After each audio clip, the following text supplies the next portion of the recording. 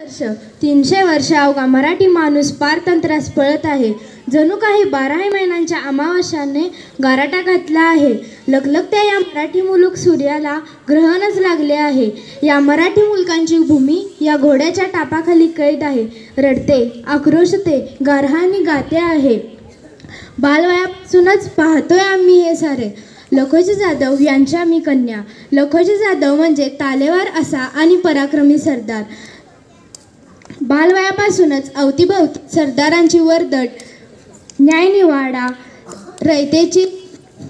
रयतेची गारहाणी, युद्धाची डावपेच आणि तसेच आमच्या आबासाहेबांचा पराक्रम पाहतच युद्धकला शिकलो आम्ही. घोड्यावर मान ठोकणे, दानपट्टा चालवणे, तलवारबाजी हे आमचे बालपणीचे खेळ.